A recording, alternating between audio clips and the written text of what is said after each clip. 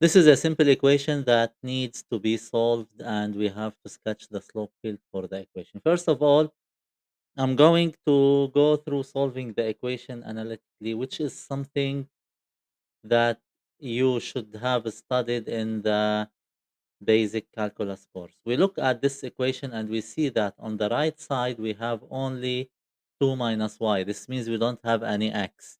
And on the left, just dy over dx. This is a place where we can use what we call separation of variables. Why this would work?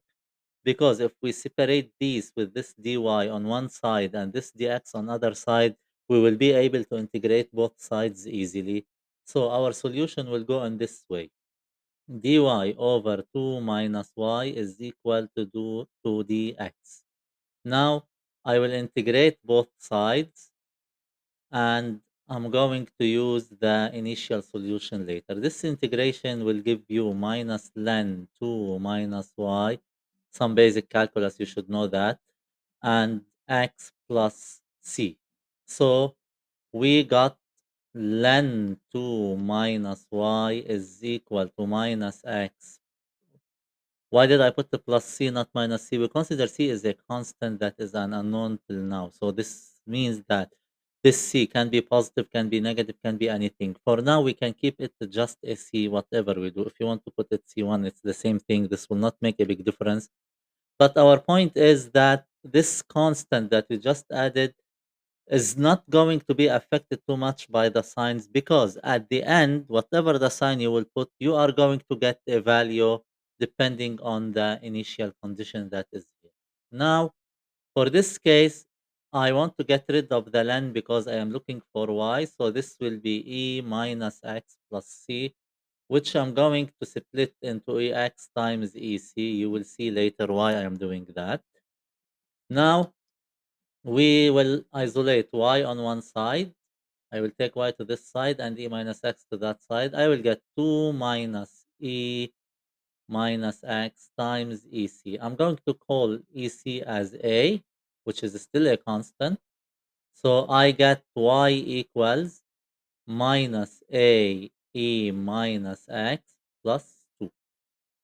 This is the general solution of the ordinary differential equation. To get a particular solution, we will depend on the value y of 0 equals 0. So I'm going to substitute in each x a 0.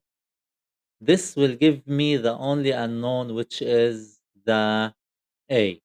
Now, substituting 0 in x gives y the value 0. So consequently, I will get minus a e power 0 is 1 is equal to 0, depending on the given there. So I will get, with some calculation, a equals 2. We have solved the equation analytically. Now we will use sketching the slope fields to see how they go, and this gives a clearer idea for you about the solution. If we make these arrows better for you to see how they go in general. These are what we call the slope fields, and they represent for you the value of dy over dx at each point. For example, if you look at y equal to dy over dx in the equation was here, 2 minus 2, it will be 0, which gives a 0 derivative. That means a horizontal straight line that you have learned about it in calculus. Here, we will prove that the solution was the one we got exactly. This means that we have a general solution, which is this one, and we got the particular solution minus 2e minus x plus 2. How does this work in our slope field sketching?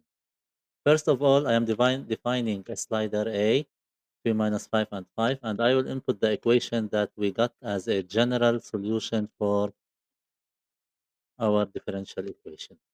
If I let this slider go, you will notice easily that the limit as x tends to infinity always giving y equals 2, which makes sense because we have dy over dx equals 2 minus 2. That means it will be 0.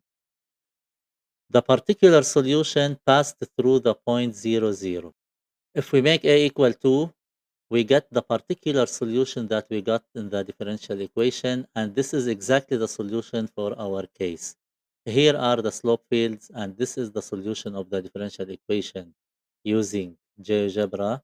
It's very easy to do that every time. There will be a video in SPI-MATH about how to graph these slope fields manually in any graph. It's very simple case and not hard to understand at all. Just follow SPI-MATH and you will see much more during the coming weeks. You expect 3 videos or 4 videos every week, especially in university math, at least 2 videos per week. Thank you so much for watching and we'll see you in a different video.